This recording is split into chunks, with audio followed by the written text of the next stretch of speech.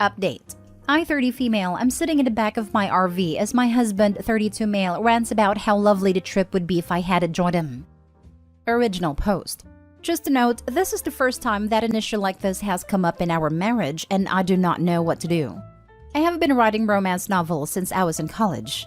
I was a relatively successful author and I have made a living off selling my novels ever since. I do not make a lot of money, but I do bring home around $40,000 a year in book sales. This allows me to stay at home during the day so I can write and also make crafts to sell in my Etsy shop. A few years after college, I met Tim and we instantly hit it off.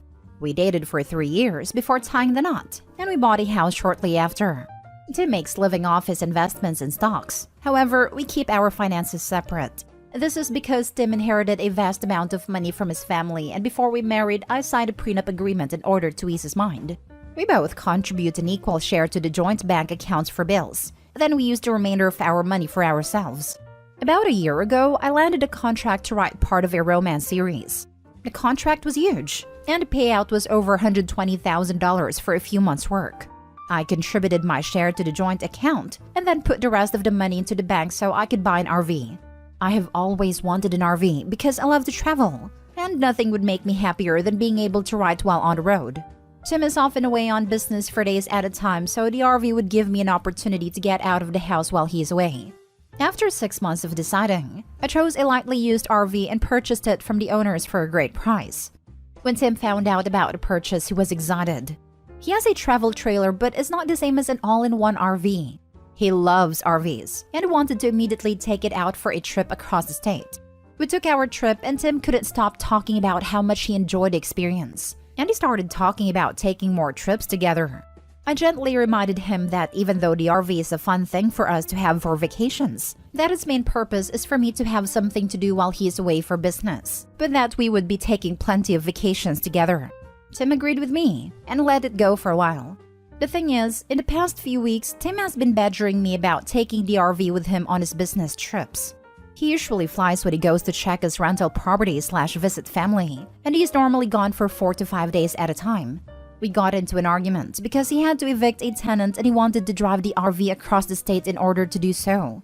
I asked him if I could come along, and Tim said he would prefer if I didn't. I then said that if I couldn't come with him, then he couldn't take my RV. I suggested that he'd take his travel trailer instead, and he got mad and stormed out of the house. About an hour later, he started texting me like nothing had happened, and then he said he was taking the RV as if our previous conversation had never happened. I called him and tried to explain that he had just purchased a brand new pickup, and that if I didn't get to drive his new truck in his absence, why should he get to take my RV when I'm not coming on the trip? Tim and I went back and forth, and eventually he said I could come along if it meant that much to me.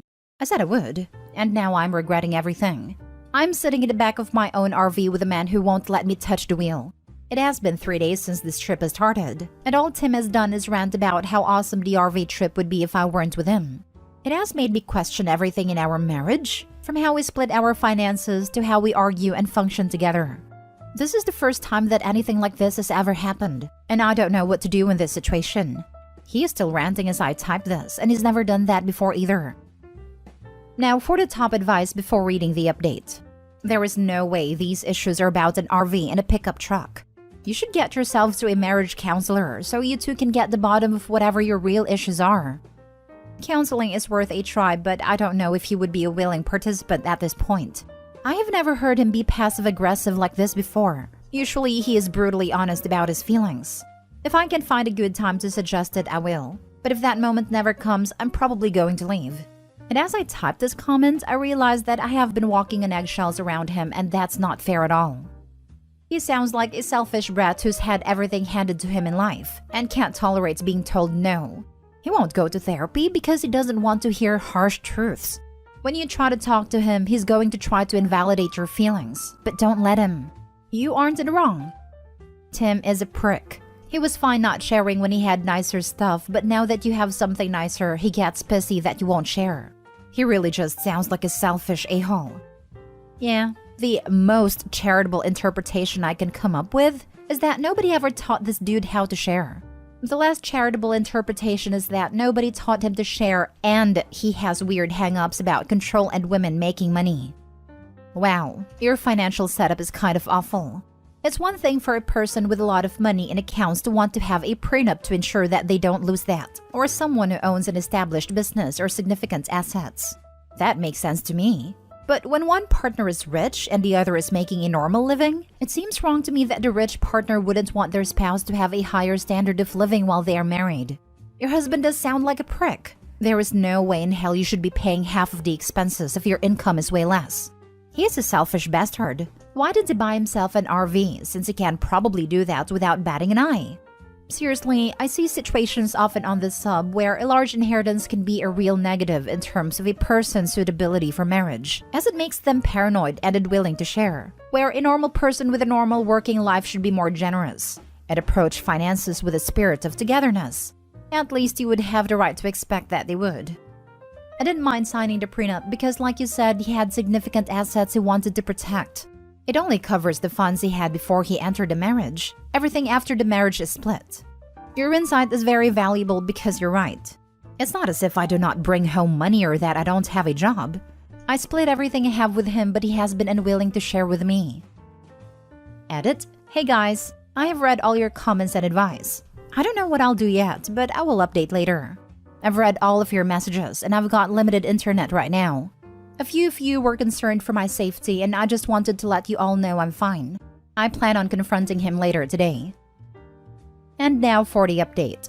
I promised I would update, but things got very hectic and this is the first chance I have gotten. This whole situation makes me very emotional, so please forgive me if this post is not as coherent as I would like it to be. When I posted my first post, we were on the road in the RV and my husband was giving me the cold shoulder while he complained about me from the driver's seat. You all had some great advice for me about what I should do, and I listened to a few people who suggested that he might be cheating on me. Tim had left his iPad in the back of the RV to charge while he drove. I'm not proud of this, but I was able to sneak his iPad into the bedroom while he was distracted by the road. He was logged into his email account and I quickly skimmed over his inbox, but I didn't find anything suspicious. I then had the idea to check his sent folder and found out that he had been chatting up his ex from college. It made me sick to my stomach to read the messages, but luckily they had not yet been physical. Translated from the chat speak, the message he had sent his ex was basically, "I can't wait to get my hands on you. It's been years since I felt that mouth. I'm excited." I was disgusted, but I tried to keep calm. We were on the road headed to another state and we planned on stopping at his mother's house. I knew that if his messages were in the sent folder, that meant that he had deleted them. Tim was not planning on being caught and was trying to hide his tracks. He wanted my RV so that he could take his ex around the state and have fun without leaving a credit card trace. I took photos of the emails and sent them to myself in order to preserve the evidence.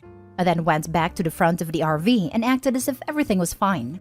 I apologized, don't worry, I lied, for how I had acted and suggested that we ask his mom to help us work through this.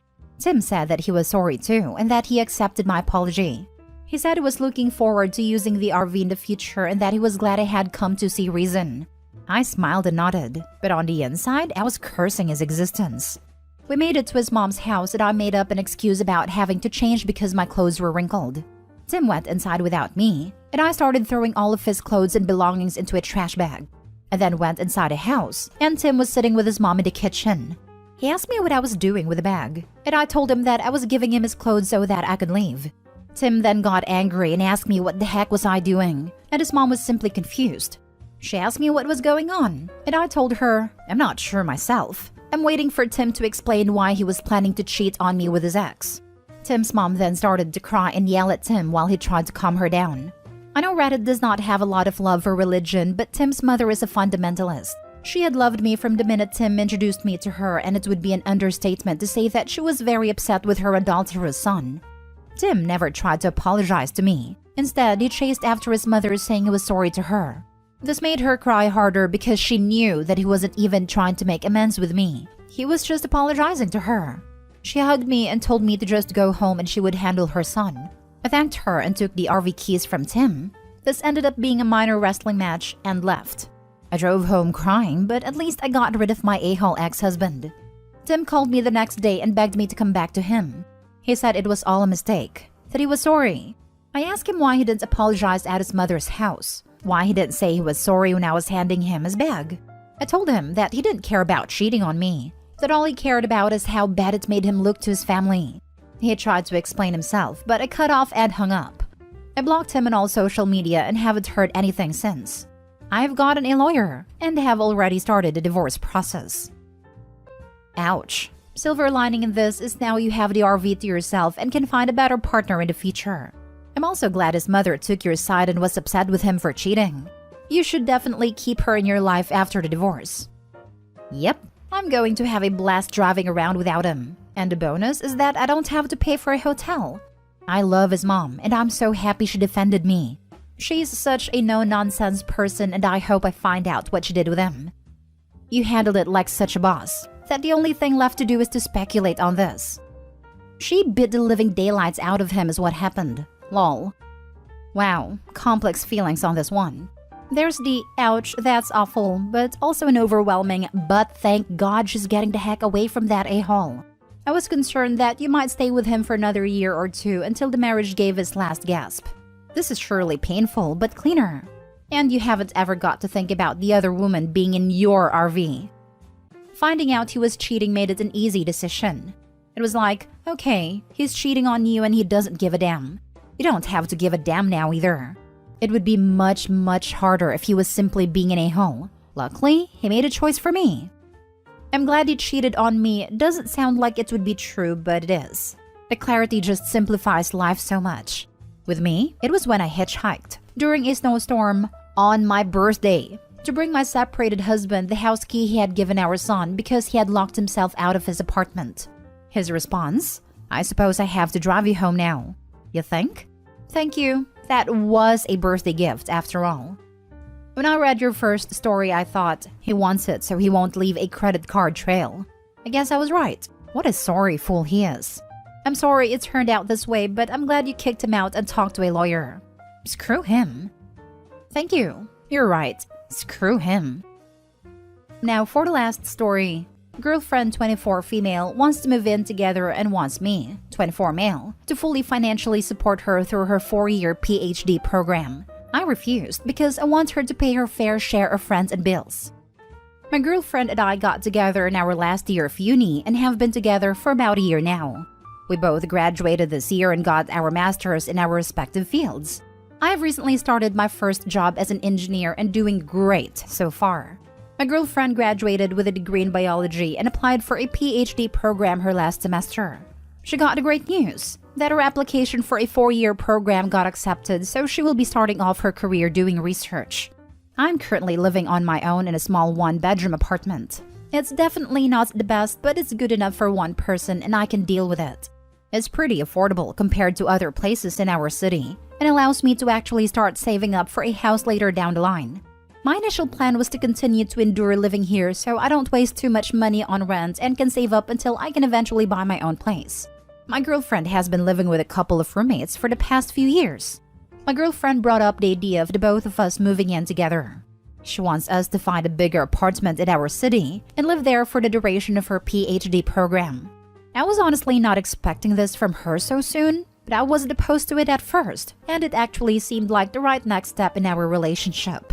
But she then told me that I would have to pay for all the rents and bills, because her income doing research would be very low, and I would be making way more than her, and that she also has to start paying off her massive student loan debt. I told her that I would want to split our rent and utilities by percentage of our income, so that we would be both contributing equally according to our income. She responded that as her partner, I should be willing to support her in her career, and that paying for rent would be my way of helping her. I straight up told her that this is not what I wanted, and that we should either move in together and contribute equally or not move in at all. This turned into a huge argument where she said that I wasn't a supportive boyfriend for not helping her with her career, and me saying that we should be contributing equally. We have now not talked to each other for almost 2 days. This definitely threw me off. When it comes to relationships, I view them as an equal partnership on all fronts, whether that's financial or domestic affairs. Apart from some money I have saved up for my part-time job during college, I pretty much have no savings now and want to start building up my life, so I definitely won't be paying rent and utilities for anybody else if they aren't contributing themselves, even if it's my girlfriend.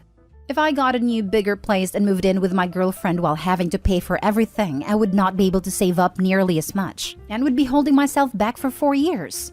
I think that if she isn't willing to contribute financially, we're better off not moving in at all. How do you guys think we can resolve this issue between the both of us? Now for the advice. You've only been dating a year. No way I'd do this. Too much chance that you find her PhD and then she dumps you when she's done. Actually, I wouldn't recommend anyone moving in together after only 1 year, but especially just so one can support the other. Even if OP agreed, he would harbor so much resentment in those 4 years. I don't think any amount of intimacy, cuddling, etc. could make up for the 40-plus hour work weeks OP would have to do to support both of them. That actually happened to a friend of mine. She funded his PhD, then 2 weeks after he was done, he dumped her. She never really got over it. A friend of mine supported her husband while he studied. He graduated and got a new shiny wife in his profession. Yep, and those are the people who say, I did this by myself. It's not my fault you didn't go to school or advance in your career. I need somebody who can participate with me 50-50. I need somebody who's on my level. After you did 9-to-5, just to help them survive so that they could focus on their dreams. And then they possibly tell their next spouse that she needs to give up on her career so they can play a more supporting role.